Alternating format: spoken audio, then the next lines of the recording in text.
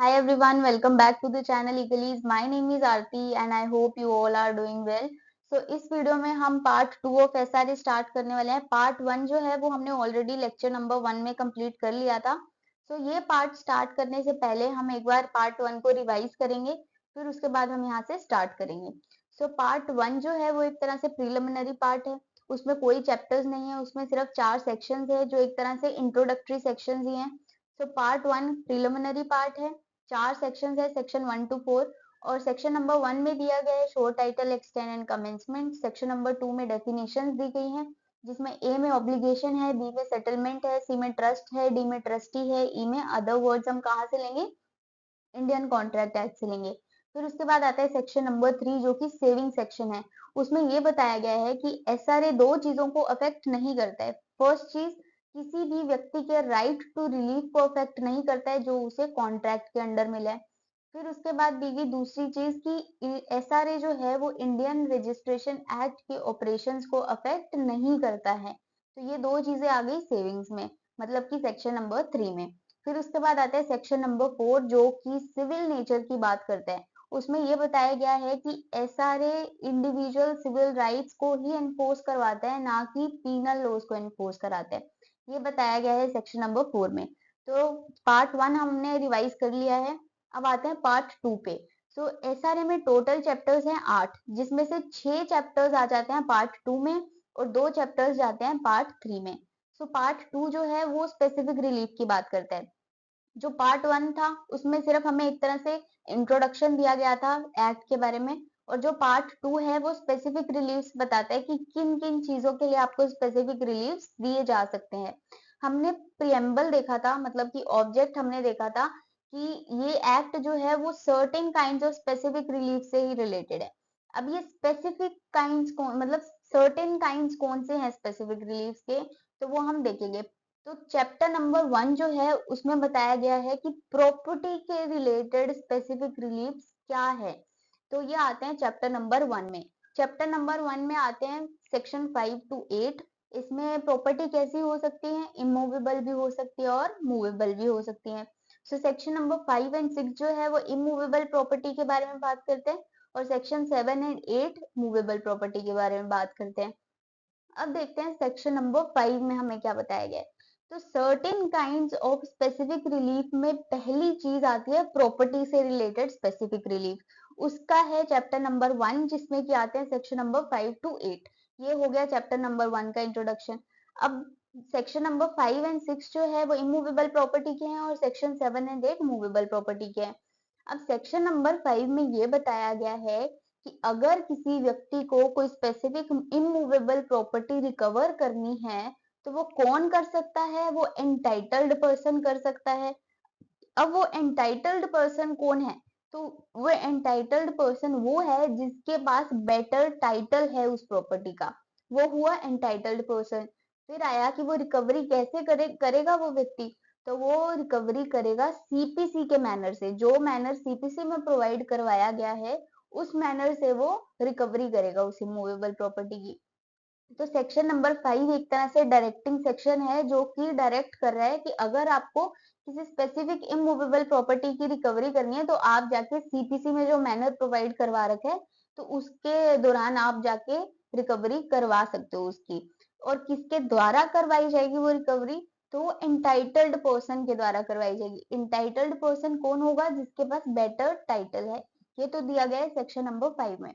अब section number 5 के कुछ इंपॉर्टेंट पॉइंट्स देखते हैं। सो फर्स्ट पॉइंट है section 5 is based on title. So section number 5 किस पे बेस्ड है, टाइटल पे। मतलब कि जिसके पास प्रॉपर्टी का टाइटल है उसकी प्रॉपर्टी हो जाएगी, मतलब वो रिकवरी कर सकता है प्रॉपर्टी के लिए। तो अब यहाँ पे हम एक एग्जांपल लेते हैं। मान लीजिए मेरा कोई घर है किसी गांव में, ठीक है, वहां पे मेरे परदादा भी रहे हुए हैं, मेरे दादा भी रहे हुए हैं, मेरे पापा भी रहे हुए हैं, लेकिन मेरे पापा हमारी पढ़ाई के लिए अभी शहर में शिफ्ट हो गए हैं। तो लेकिन वो गांव वाला घर जो है उससे हमारा इतना लगाव है क्योंकि हमारे पूर्वज वहां पे रहे हुए हैं, तो हमने वो प्रॉपर्टी बेची नहीं है, वो घर बेचा नहीं है, बट वो घर वहीं पे वैसे पड़ा है। लेकिन वो हाँ पुराना होने के कारण वो थोड़ा खराब हो चुका है घर। तो हम शहर में आ गए, हम गए नहीं 6-7 महीने वहां पे गाँव में। तो हम जब गए गाँव में 6-7 महीने बाद, तो हमने देखा कि हमारा घर टूट चुका है और वहाँ पे कोई और किसी के घर की कंस्ट्रक्शन चल रही है। तो हम सोचते हैं कि ये तो हमारा घर है, यहाँ पे किसी और की कैसे कंस्ट्रक्शन चल रही है, किसी और का घर कैसे बन रहा है। तो हम जाते हैं कोर्ट में। तो हम कोर्ट में बोलते हैं कि हमारी प्रॉपर्टी पे कोई और घर कैसे बना रहा है। तो कोर्ट अब बोलता है कि हम आपकी बातें ऐसे तो मान नहीं सकते, आप टाइटल प्रूफ कीजिए, आपको आपकी प्रॉपर्टी मिल जाएगी। तो अब हमने कहा चलो ठीक है, अब वो घर तो हमारा था, हम सारे डॉक्यूमेंट्स ले आए, सब चीजें रजिस्ट्री ले आए, तो हमने वो कोर्ट के सामने रख दी। अब कोर्ट में ये प्रूफ हो गया कि वो चीज हमारी है, वो इमूवेबल प्रॉपर्टी हमारी है। अब हमारे पास ऑप्शंस क्या आते हैं कि या तो हम कॉम्पनसेशन ले सकते हैं या फिर हम स्पेसिफिक रिलीफ ले सकते हैं। हमारा उस प्रॉपर्टी से इतना लगाव था कि हम बोले कि हमें वो प्रॉपर्टी चाहिए, लेकिन जिसने उस पे इलीगल कंस्ट्रक्शन किया है, तो उसने क्या बोला कि मैंने तो अब इतना खर्चा कर दिया घर बनाने के लिए, आप एक काम कीजिए कि मैं आपको डबल रेट दे देता हूँ जगह का। तो आप भी खुश, मैं भी खुश, आप कंपनसेशन ले लीजिए मुझसे। अगर वो 5 लाख का घर है तो मैं आपको 10 लाख देने के लिए तैयार हूँ, क्योंकि मैंने कंस्ट्रक्शन काफ़ी अब करवा ली है। तो अगर अब मैं वहाँ से खाली करूँगा तो वो कंस्ट्रक्शन जो करवाई है जितनी, वो खराब जाएगी और मेरा पैसा भी खराब जाएगा। लेकिन आप बोलते हो कि वो प्रॉपर्टी, वो स्पेसिफिक इमूवेबल प्रॉपर्टी आपके लिए कुछ अलग ही वैल्यू रखती थी। आपके दादा परदादा सब वहां पे रहे हुए थे, तो आपका अलग लगाव था उस चीज से। तो आपने कहा हमें कंपनसेशन नहीं चाहिए, हमें वो स्पेसिफिक इमूवेबल प्रॉपर्टी ही चाहिए। अब कोर्ट में ये प्रूफ हो गया कि हाँ, आपके पास बेटर टाइटल भी है, वो प्रॉपर्टी भी आपको चाहिए, स्पेसिफिक इमूवेबल प्रॉपर्टी आपको चाहिए, स्पेसिफिक रिलीफ चाहिए आपको। तो कोर्ट आपको वो प्रॉपर्टी सीपीसी के हिसाब से, सीपीसी के मैनर में आपको वो आप उसके रिलेटेड सूट फाइल करोगे और कोर्ट आपको वो दे देगा। ये बताया गया सेक्शन नंबर 5 में। फिर बोला गया in these kind of suit the person has to prove that his title is better than the title of defendant. मतलब कि बेटर टाइटल होना चाहिए। अब जैसे कि मैंने एग्जांपल दिया, उसमें हमारे पास बेटर टाइटल था, तो हमने वो बेटर टाइटल प्रूव कर दिया, तो कोर्ट ने हमें वो प्रॉपर्टी वापस दिलवा दी, स्पेसिफिक रिलीफ मिल गया हमें। तो ये बेटर टाइटल वाला जो पॉइंट है, ये कौन से केस में बोला गया था? ये बोला गया था पूनाराम वर्सेस मोतीराम केस में। भी कोर्ट ने यही बोला था कि जिसके पास बेटर टाइटल है, तो वो स्पेसिफिक इमूवेबल प्रॉपर्टी रिकवर करवा सकता है। कैसे करवा सकता है? सीपीसी में जो मैनर प्रोवाइड करवाया गया है, उस मैनर के अकॉर्डिंग वो रिकवरी करवा सकता है। फिर दिया गया है पीरियड ऑफ लिमिटेशन क्या है उस प्रॉपर्टी की रिकवरी का। सो 12 इयर्स के बाद, 12 इयर्स के अंदर अंदर आपको सूट फाइल करना पड़ेगा, तभी ही आपको प्रॉपर्टी वापस मिलेगी। ये लिमिटेशन एक्ट का पॉइंट है। ये आप जब लिमिटेशन एक्ट करोगे तो आपको समझ में आएगा कि यहाँ पे 12 साल क्यों है। हर चीज के लिए कुछ ना कुछ लिमिटेशन होती है। अगर आपको किसी के अगेंस्ट कोई एक्शन लेना है, तो ऐसे नहीं है कि 100 साल बाद आप एक्शन ले रहे हो उसके अगेंस्ट, ऐसे नहीं हो सकता। कुछ लिमिटेशंस होती हैं, तो वो आप लिमिटेशन एक्ट में पढ़ोगे। तो इमूवेबल प्रॉपर्टी के लिए 12 साल की लिमिटेशन होती है। फिर नेक्स्ट पॉइंट है possession is the prima facie evidence of title. यहाँ पे बोला गया कि पोजेशन जो है वो एक तरह से प्राइमा फेसी एविडेंस है टाइटल का। ठीक है। अब जिसके पास पोजेशन है, इसमें बोला गया कि उस वही माना जाएगा कि उसके पास ये टाइटल है, कि ये एक तरह का एविडेंस बन सकता है। ये फाइनल चीज नहीं है, ये एक तरह से एविडेंस बन सकता है पोजेशन। ठीक है। लेकिन अगर आप ये सेकंड केस जो है वो आप पढ़ोगे, नाजिर मोहम्मद वर्सेस जे कमला, इसमें बोला गया the maximum possession follows the title is applicable only where there is no definite proof of possession by anyone else। जो वहां पे मान लीजिए, जो मैंने आपको एग्जांपल दिया, उसमें जो वहां पे कंस्ट्रक्शन करवा रहे हैं उस जगह पे, उनके पास पोजेशन हो गया उस प्रॉपर्टी का। ठीक है। अब उन्होंने वो एक तरह से एविडेंस दे दिया कि हमारे पास पोजेशन है प्रॉपर्टी का, प्रॉपर्टी हमारी हुई। अब मैं अपना टाइटल प्रूव कर रही हूँ। ठीक है। तो अब मैंने जब प्रूव कर दिया कि मेरे पास बेटर टाइटल है, तो उसका पोजेशन किसी काम का रहा? तो नहीं रहा। मतलब कि उसके अगेंस्ट चीजें लेके आई जा सकती हैं कोर्ट में। तो यही बोला गया इस केस में। और सोमनाथ वर्सेस राजू में वही बोला गया कि mere possessory title is good enough to maintain an action under section 5 of SRA.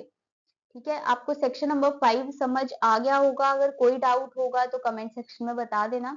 एक बार रिवाइज कर लेते हैं सेक्शन नंबर 5 को। सेक्शन नंबर 5 जो है वो टाइटल पे बेस्ड है कि जिसके पास बेटर टाइटल होगा वो स्पेसिफिक इमूवेबल प्रॉपर्टी रिकवर करवा सकता है।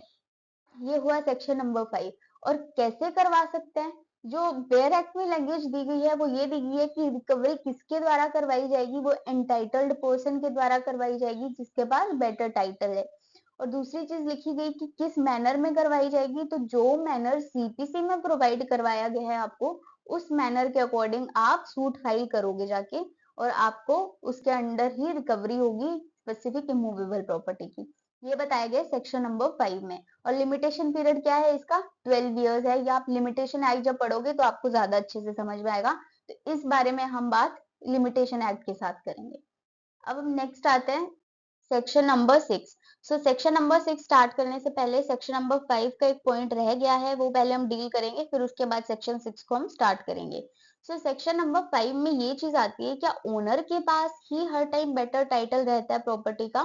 तो ऐसा नहीं है, ओनर के अलावा भी किसी और के पास बेटर टाइटल हो सकता है प्रॉपर्टी का। अब मान लीजिए किसी ने प्रॉपर्टी को लीज पे ले रखा है, तो उसके पास लीज के चलते हुए बेटर टाइटल है उस प्रॉपर्टी का ओनर के अगेंस्ट।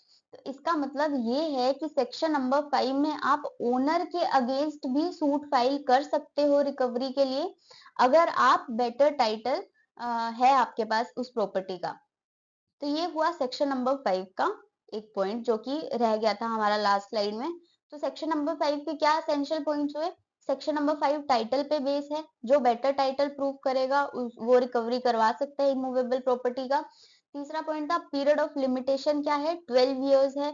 फिर आया कि ओनर के अगेंस्ट भी आप सेक्शन 5 के अंडर सूट फाइल कर सकते हो। तो ये हुए सेक्शन नंबर 5 के कुछ एसेंशियल पॉइंट्स। अब हम देखते हैं सेक्शन नंबर 6।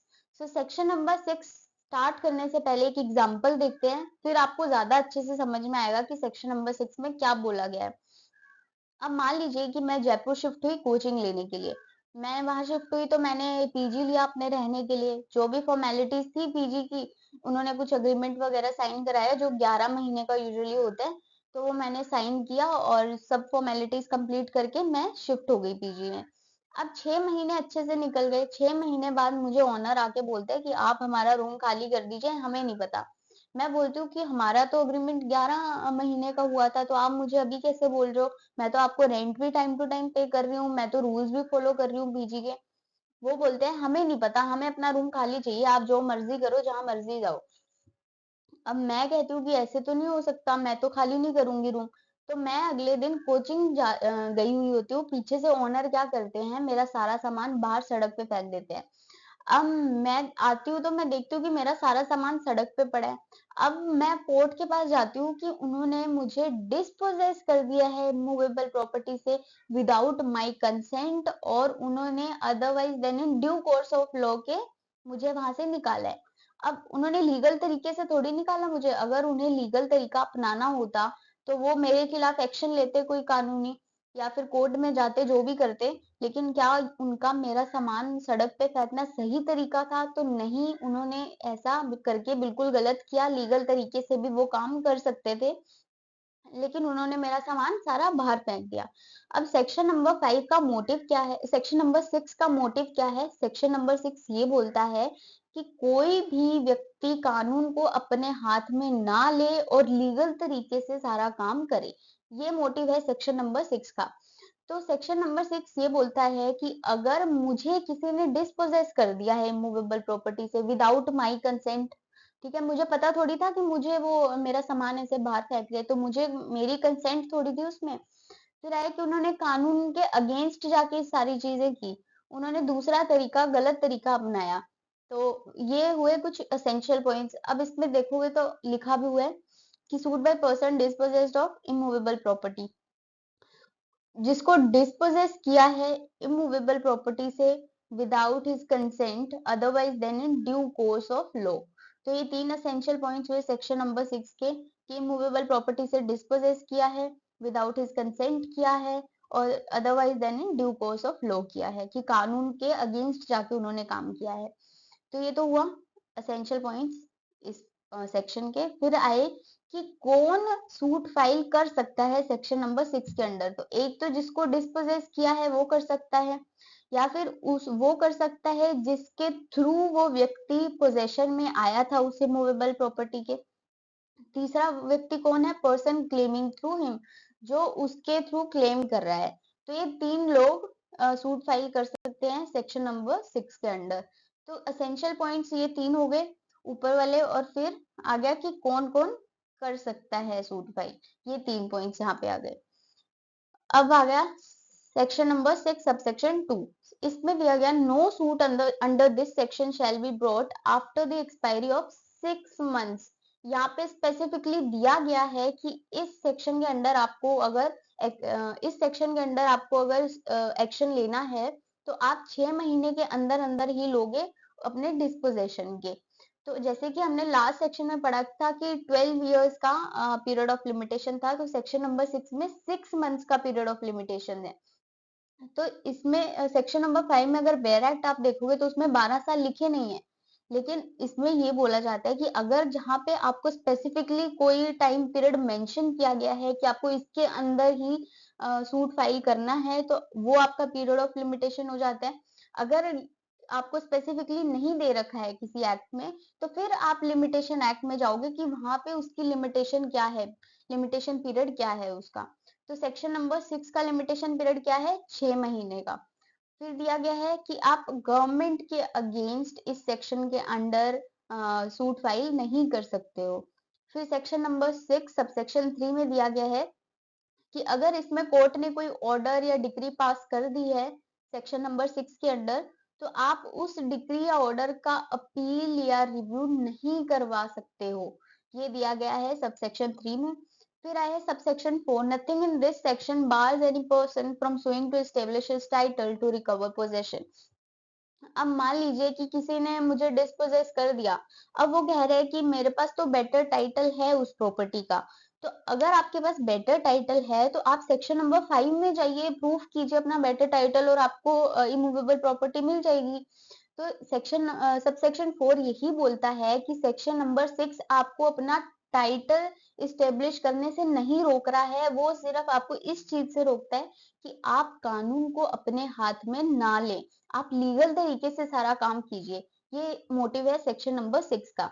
सो 4 सबसेक्शन हमने पढ़े। फर्स्ट सबसेक्शन में पढ़ा कि 3 एसेंशियल चीजें क्या है? इमूवेबल प्रॉपर्टी से डिस्पोजेस किया गया है, विदाउट हिज कंसेंट किया है, otherwise than in due course of law किया है। ये 3 एसेंशियल पॉइंट्स हो गए किसके द्वारा सूट फाइल किया जा सकता है सेक्शन नंबर 6 में। तो जिस व्यक्ति को डिस्पोजेस किया गया है वो कर सकता है, या जिसके द्वारा वो पोजेशन में आया था वो कर सकता है, या जो उसके थ्रू क्लेम कर रहा है वो कर सकता है। तो 3 लोग सूट फाइल कर सकते हैं सेक्शन नंबर 6 के अंडर। फिर आया सबसेक्शन 2। सबसेक्शन 2 में एक तो पीरियड ऑफ लिमिटेशन दिया गया है कि 6 महीने के अंदर ही आपको सूट फाइल करना है सेक्शन नंबर 6 के अंडर। दूसरी चीज ये दी गई है कि आप गवर्नमेंट के अगेंस्ट सूट फाइल नहीं कर सकते हो। फिर आया सबसेक्शन 3 जिसमें बोला गया कि अगर इस सेक्शन के अंडर कोर्ट ने कोई ऑर्डर या डिक्री पास कर दी है तो उसकी आप अपील या रिव्यू नहीं करवा सकते हो, रिवीजन करवा सकते हो। याद रखना कि अपील और रिव्यू ही दिया है, रिवीजन नहीं दिया है। अगर आपके एग्जाम में वहां पे रिवीजन का ऑप्शन आ जाए और यहाँ पे ये क्वेश्चन दे दिया जाए तो आप रिवीजन पे टिक कर सकते हो कि रिवीजन हम करवा सकते हैं, अपील और रिव्यू अलाउड नहीं है। फिर आता है सबसेक्शन 4। सबसेक्शन 4 ये बोलता है कि ये सेक्शन आपको अपना टाइटल एस्टेब्लिश करवाने से नहीं रोक रहा है, ये आपको इस चीज से रोक रहा है कि आप कानून को अपने हाथ में ना लेते हुए लीगल तरीके से अपना काम कीजिए सारा। तो सेक्शन नंबर 6 का मोटिव यही है। तो ये हो गया सेक्शन नंबर 6 हमारा कंप्लीट। अब कुछ एसेंशियल पॉइंट्स देखते हैं सेक्शन नंबर 6 के। तो सेक्शन नंबर 6 में बोला गया इज बेस्ड ऑन पोजेशन। तो सेक्शन नंबर 6 जो है वो पोजेशन पे बेस्ड है। अब मान लीजिए किसी के पास टाइटल तो है, उसने जबरदस्ती ऐसे सामान फेंक के पोजेशन जो जगह थी वो खाली करवा ली। अब पोजेशन तो मेरे पास था उस पीजी का, भले ही मेरे पास टाइटल नहीं था, उनके पास मान लीजिए बेटर टाइटल है, मैंने उन्हें रेंट ही नहीं पे किया 6 महीने का, तो उनके पास बेटर टाइटल चला गया, तो उन्होंने मुझे बाहर फेंक दिया। अब यहाँ पे बात ये है कि मेरे पास पोजेशन था उस प्रॉपर्टी का, तो उनका ये फर्ज बनता था कि अगर उन्हें रूम खाली करवाना है तो वो लीगल तरीके से करवाए। तो सेक्शन नंबर 6 किस पे बेस्ड है? पोजेशन पे बेस्ड है। जिसके पास पोजेशन है वो एक्शन ले सकता है सेक्शन नंबर 6 में, और सेक्शन नंबर 5 टाइटल पे बेस्ड था, जिसके पास टाइटल है वो एक्शन ले सकता है सेक्शन नंबर 5 में। सो सेक्शन नंबर 6 जो है वो पोजेशन पे बेस्ड है। This provision provides summary procedure for restoring the possession without getting into the question of title. यहाँ पे टाइटल का क्वेश्चन नहीं आता है, यहाँ पे सिर्फ पोजेशन का क्वेश्चन है। अगर आपके पास टाइटल है तो आप सेक्शन नंबर 5 में जाइए, आप लीगल तरीके से रिकवरी कीजिए मूवेबल प्रॉपर्टी की, आपको कोई नहीं रोक रहा है। लेकिन 6 में आप ये बोला गया है कि आप इलीगल तरीका नहीं अपनाएंगे, कानून को अपने हाथ में नहीं लेंगे। और यहाँ पे लिखा गया समरी प्रोसीजर प्रोवाइड करवाता है सेक्शन नंबर 6। फिर दिया है plaintiff needs not to prove his title. Title prove करने की कोई जरूरत नहीं है। अगर आपके पास पोजेशन था और आपको विदाउट कंसेंट आपको बाहर निकाला गया है, और otherwise than in due course of law निकाला गया है, तो आप एक्शन ले सकते हो सेक्शन नंबर 6 में।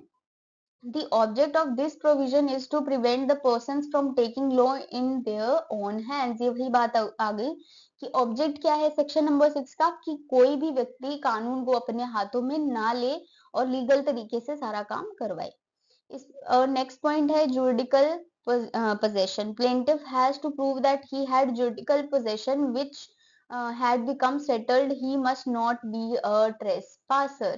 जो पोजेशन में है, जैसे कि मैंने एग्जांपल दिया, मैं पीजी में रह रही थी तो मैं ट्रेसपासर नहीं होनी चाहिए हूँ।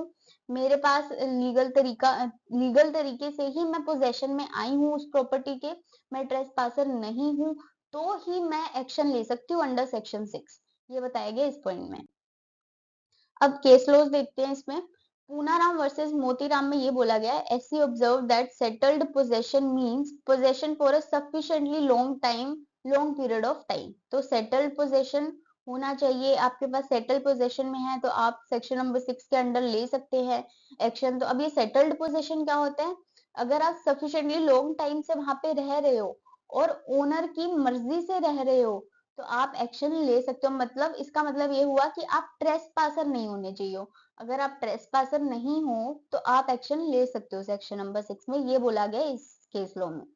नेक्स्ट केस है ITC limited versus Adarsh cooperative housing society limited 2012।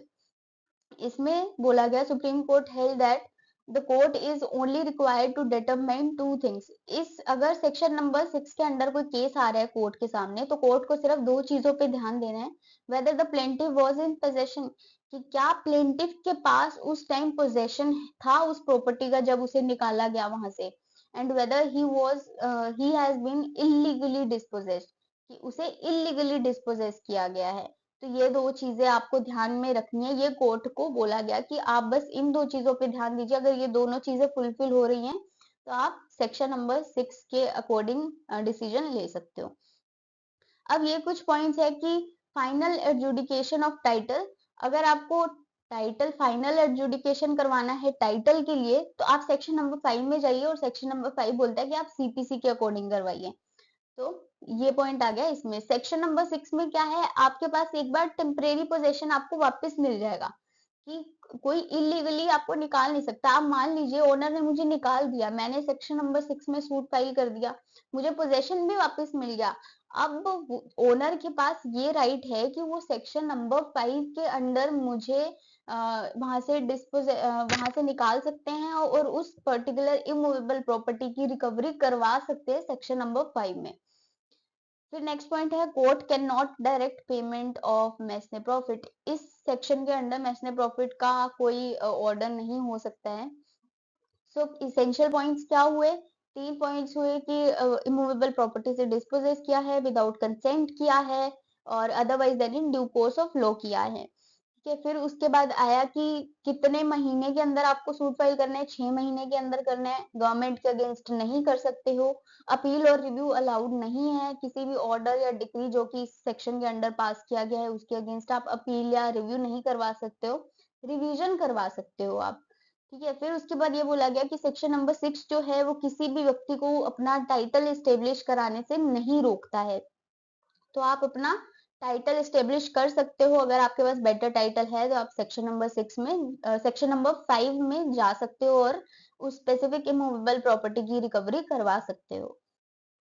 अब देखते हैं सेक्शन नंबर 5 और 6 में डिफरेंस क्या है। सेक्शन नंबर 5 में आप एक तरह से ऑर्डिनरी सूट ही फाइल करते हो, मतलब कि रेगुलर सूट। आप सीपीसी में जाओगे, प्लेंट दोगे, रिटन स्टेटमेंट आएगी, वो सब चीजें चलेगी। फिर जो सेक्शन नंबर 5 है, सेक्शन नंबर 6 है, उसमें समरी प्रोसीजर प्रोवाइड करवाया गया है। सेक्शन नंबर 6 का समरी प्रोसीजर प्रोवाइड करवाया गया है इसमें। सेक्शन नंबर 5 जो है वो टाइटल पे बेस्ड है। सेक्शन नंबर 6 पोजेशन पे बेस्ड है। यहाँ पे पीरियड ऑफ लिमिटेशन 12 इयर्स है और सेक्शन नंबर 6 का 6 मंथ्स है। पीओएल का मतलब यहाँ पे पीरियड ऑफ लिमिटेशन है, तो आप ये समझ जाना। अब हम देखते हैं section number 7। So section number 7 and section number 5 same ही है, बस डिफरेंस इतना है कि सेक्शन नंबर 5 में इमूवेबल प्रॉपर्टी की बात की गई है और सेक्शन नंबर 7 में मूवेबल प्रॉपर्टी की बात की गई है। सेक्शन नंबर 7 भी टाइटल पे ही बेस्ड है। जिसने बेटर टाइटल प्रूव कर दिया वो रिकवरी करवा सकता है स्पेसिफिक मूवेबल प्रॉपर्टी की। इसमें भी रेगुलर सूट ही फाइल होता है जो कि सीपीसी में मैनर प्रोवाइड करवाया गया है उसके द्वारा। पीरियड ऑफ लिमिटेशन में इसका डिफरेंस है, उसमें 12 साल थे, इसमें 3 साल है। ये लिमिटेशन एक्ट का पॉइंट है। ये वो जब आप पढ़ोगे तो आपको समझ में आएगा यहाँ पे 12 साल और 3 साल क्यों लिखा है। अगर आपने लिमिटेशन एक्ट ऑलरेडी कर रखा है तो आपको समझ आ ही गया होगा कि 3 साल यहाँ क्यों लिखा गया है। और इसमें लिखा है कि recovery of specific movable property bye entitled person. Section number 5 में भी यही बात बोली गई थी कि जो एंटाइटल्ड पर्सन है वो रिकवरी करवा सकता है। अभी एंटाइटल्ड पर्सन कौन है? जिसके पास बेटर टाइटल है। जो बेटर टाइटल अपना प्रूव कर देगा वो रिकवरी करवा सकता है मूवेबल प्रॉपर्टी की। और मैनर भी बताया गया है कि जो मैनर सीपीसी में प्रोवाइड करवाया गया है उसके थ्रू वो रिकवरी करवा सकता है। और कौन सूट फाइल कर सकता है इस सेक्शन के अंडर? तो एंटाइटल्ड पर्सन खुद सूट फाइल कर सकता है या फिर ट्रस्टी अपने बेनिफिशियल इंटरेस्ट में सूट फाइल कर सकता है, ये दिया गया एक्सप्लेनेशन नंबर 1 में। और या फिर वो व्यक्ति जिसके पास कोई स्पेशल या टेम्परेरी राइट है वो सूट फाइल कर सकता है, ये दिया गया है एक्सप्लेनेशन नंबर 2 में। अब ये स्पेशल और टेम्परेरी राइट वाला व्यक्ति कौन है? जैसे कि बेली हो गया या पोनी हो गया, या आप कॉन्ट्रैक्ट में पढ़ते हो कि बेली कौन होता है, पोनी कौन होता है, तो वो इसमें आ जाते हैं, तो वो भी यहाँ पे सूट फाइल कर सकते हैं जिनके पास स्पेशल या टेम्परेरी राइट है उस टाइम पे। तो 3 लोग आ गए जो सूट फाइल कर सकते हैं सेक्शन नंबर 7 में, एंटाइटल्ड पर्सन, एजेंट या फिर स्पेशल या टेम्परेरी राइट जिसके पास है वो। और इसके कुछ पॉइंट्स है कि सेक्शन नंबर 7 टाइटल पे बेस्ड है। सेक्शन नंबर 5 भी टाइटल पे बेस्ड था बट उसमें इमूवेबल प्रॉपर्टी थी, यहाँ पे मूवेबल प्रॉपर्टी है। इसमें भी यही बोला गया कि बेटर टाइटल होना चाहिए प्लेंटिफ के पास। थर्ड पॉइंट है कि रेगुलर सूट ही एक तरह से होगा क्योंकि सीपीसी में मैनर प्रोवाइड करवाया गया है, तो सीपीसी के हिसाब से अगर आप करोगे तो वो रेगुलर सूट ही बन जाएगा। और पीरियड ऑफ लिमिटेशन इसमें दी गई है 3 इयर्स। वहां पे कितनी थी? 12 इयर्स थी। इमूवेबल प्रॉपर्टी के लिए 12 इयर्स है और मूवेबल प्रॉपर्टी के लिए 3 इयर्स है, ये आप ध्यान रखना। तो ये हो गया सेक्शन नंबर 7 हमारा कंप्लीट। अब हम देखते हैं सेक्शन नंबर 8। सो सेक्शन नंबर 8 भी मूवेबल प्रॉपर्टी से ही रिलेटेड है। सेक्शन नंबर 8 में ये बोला गया है कि अगर किसी व्यक्ति के पास मूवेबल प्रॉपर्टी का पोजेशन है, जैसे कि यहाँ पे लिखा है ए है एक पर्सन जिसके पास मूवेबल प्रॉपर्टी का पोजेशन है, लेकिन वो ओनर नहीं है उस प्रॉपर्टी का। उसके पास पोजेशन तो है लेकिन वो ओनर नहीं है उस प्रॉपर्टी का, तो उसके ऊपर ये लाइबिलिटी आ जाती है कि वो उस मूवेबल प्रॉपर्टी को डिलीवर करे उस पर्सन को जो कि एंटाइटल्ड है उसके इमीडिएट पोजेशन के लिए। ये लिखा गया है इस सेक्शन में। अब इसे एक एग्जांपल से समझते हैं। मान लीजिए कि मैंने अपनी एक फ्रेंड से उसकी वॉच मांगी, मैंने उसकी वॉच देखी थी, मुझे बहुत अच्छी लगी, तो मैंने उसको कहा कि मुझे किसी पार्टी में जाना है तो तू मुझे एक दिन के लिए प्लीज अपनी वॉच दे दे। तो उसने मुझे अपनी वॉच दे दी, तो मैं वो पार्टी में पहन के गई। अब तीसरे दिन उसने मुझसे वो वॉच मांग ली। अब मैं कह रही हूँ कि मुझे तो ये वॉच बहुत अच्छी लगी, मैं तुम्हें वापस नहीं दे रही, तुम ऐसे करो तुम मुझसे पैसे ले लो इस वॉच के। तो वो वॉच जो है वो उसकी दादी की थी, तो वो वॉच उसके लिए अलग वैल्यू रखती थी, अलग इम्पोर्टेंस रखती थी कि क्या वो वॉच की जगह अगर मैं उसको पैसे देती तो क्या वो इक्वल माना जाता, क्या उसके लिए एडिक्वेट रिलीफ होता? तो नहीं होता। उसने बोला कि प्लीज मुझे मेरी वॉच ही वापस करो, मुझे मेरी वॉच से बहुत लगाव है, क्योंकि वो वॉच मेरी दादी की है। तो मैंने कहा यार ये तो मुझे बहुत पसंद आई, मैं तो तुम्हें नहीं वापस दूंगी, तुम कर लो जो कर रहे हैं तुम्हें। तो अब वो जो मेरी फ्रेंड है वो जाएगी कोर्ट में। तो अब यहाँ पे इस सेक्शन के अंडर मेरी ये लाइबिलिटी बनती है। क्यों? क्योंकि मेरे पास उस मूवेबल प्रॉपर्टी का पोजेशन है, वो वॉच मेरे पास है, लेकिन मैं उस वॉच की ओनर नहीं हूँ। तो मेरे पे ये लाइबिलिटी है कि मैं उस वॉच को डिलीवर करूँ अपनी फ्रेंड को, क्योंकि वो एंटाइटल है उसके इमीडिएट पोजेशन के लिए। तो यहाँ पे 4 केसेस बताए गए हैं, 4 कंडीशंस बताई गई हैं जहाँ पे ये सेक्शन जो है अप्लाई हो सकता है। तो फर्स्ट केस ये है कि जहाँ पे डिफेंडेंट जो है वो या तो प्लेंटिफ का एजेंट है या ट्रस्टी है। अब मैंने अपने एजेंट को या ट्रस्टी को मान लीजिए कोई मूवेबल प्रॉपर्टी दे दी उसके काम के लिए, अब वो कल को मुझे वापस नहीं दे रहा, तो उनकी लाइबिलिटी बनती है कि अगर मैंने कोई काम के लिए उन्हें कोई चीज दी है एज ए एजेंट या फिर ट्रस्टी एज ए काम करने के लिए, तो उनकी लाइबिलिटी है कि वो मूवेबल प्रॉपर्टी मुझे वापस दे। तो यहाँ पे फर्स्ट केस में ये बताया गया है। और सेकंड पॉइंट है, सेकंड चीज है compensation in money not an adequate relief. अब वो वॉच वाले एग्जांपल ले लीजिए आप। वो मेरी फ्रेंड अगर वॉच रखना चाह रही है, अगर कोर्ट बोलता है कि आप कंपनसेशन ले लीजिए, तो मैं कहती हूँ वो मेरी दादी की वॉच है, मैं कॉम्पनसेशन नहीं ले सकती क्योंकि वो एडिक्वेट रिलीफ नहीं है मेरे लिए। मुझे तो वो स्पेसिफिक मूवेबल प्रॉपर्टी ही चाहिए। तो ये सेकंड पॉइंट हो गया कि मनी में कॉम्पनसेशन जो है वो आपके लिए एडिक्वेट रिलीफ नहीं है वहां पे। और सी पॉइंट ये है, it is extremely difficult to ascertain the actual damage. तो यहाँ पे मान लीजिए वो 2 साल, हाँ, मतलब जितने साल भी पुरानी वॉच है, लेकिन वो मेरे लिए अलग वैल्यू रखती है। तो कोर्ट पैसे तो दिलवा देगा, लेकिन मेरे लिए मन में तो उसकी कुछ और ही वैल्यू थी, तो उसकी जो डैमेजेस है वो एक्चुअल डैमेजेस है, वो एसर्टेन करने बहुत ही डिफिकल्ट है कोर्ट के लिए। और फोर्थ चीज है रोंगफुली ट्रांसफर्ड। अगर मैंने कोई रोंगफुली किसी को कोई चीज ट्रांसफर कर दी है, तो उस पे ये लाइबिलिटी है कि वो चीज मुझे वापस दे, वो चीज मुझे मूवेबल प्रॉपर्टी वापस डिलीवर करे। तो ये उसकी लाइबिलिटी बनती है। और एक्सप्लेनेशन में ये बोला गया, कोर्ट शैल प्रिज्यूम। कोर्ट क्या प्रिज्यूम करेगा कि जो बी और सी पॉइंट है, मतलब कि कॉम्पनसेशन वाला और ये एक्सट्रीमली डिफिकल्ट वाला पॉइंट है, इन दोनों में कोर्ट प्रिजम्पशन लेगा। कैसी प्रिजम्पशन? रिबटेबल प्रिजम्पशन है। ये एक तरह से मैंडेटरी प्रिजम्पशन होती है, लेकिन हाँ अगर इसके अगेंस्ट डिफेंडेंट जो है वो कोई एविडेंस ले आता है, इसे गलत प्रूफ कर देता है, तो फिर कोर्ट कुछ और डिसीजन ले सकती है। लेकिन जो बी और सी केस है, इसमें कोर्ट एक बार प्रिजम्पशन लेगी प्लेंटिफ के फेवर में कि हाँ ये दोनों चीजें एग्जिस्ट करती हैं केस में। तो ऑटोमेटिकली बर्डन ऑफ प्रूफ किस पे चला जाएगा? डिफेंडेंट पे चला जाएगा in B and C case. तो ये अगर आपने बीएसए की क्लासेस देखी हैं, तो आपको समझ आ जाएगा कि शैल प्रिज्यूम का क्या मतलब होता है। तो अगर आपने नहीं देखी, आप बीएसए की क्लासेस भी जाके देखिए। और यहाँ तक हमारा सेक्शन नंबर 8 तक कंप्लीट हो जाता है। अब हम देखते हैं सेक्शन नंबर 7 एंड 8 में डिफरेंस। तो सेक्शन नंबर 7 जो है वो एक तरह से एक जनरल रिलीफ है, वो आपको डायरेक्ट करता है कि आप सीपीसी में जाइए और सीपीसी के मैनर से आप सूट फाइल कीजिए और जो भी उसमें मैनर प्रोवाइड करवाया गया है। और सेक्शन नंबर 8 जो है वो आपको स्पेसिफिक रिलीफ प्रोवाइड करवा रहा है। तो ये डिफरेंस है सेक्शन नंबर 7 एंड 8 में। सेक्शन नंबर 5 और 6 भी हमने देखा था, उसमें भी ये सेम डिफरेंस था, वही डिफरेंस यहाँ पे भी आ रहा है। और सेकंड पॉइंट है, suit is maintainable even against the owner of the property. Section number 7 में आप ओनर के अगेंस्ट भी सूट फाइल कर सकते हो, लेकिन सेक्शन नंबर 8 में आप ओनर के अगेंस्ट सूट फाइल नहीं कर सकते हो।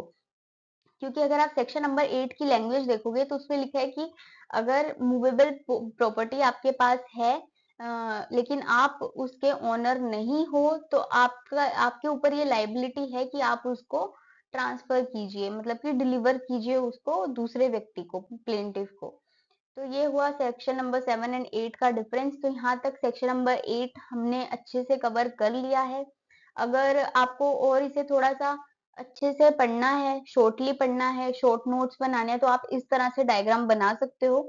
अगर आप इसको एक बार रीड आउट कर लोगे तो आपको अच्छे से याद रह जाएगा। मतलब कि अगर आपके एग्जाम्स हैं, आपके पास टाइम कम है, तो आपके लिए एक पेज ये इनफ होगा पढ़ने के लिए।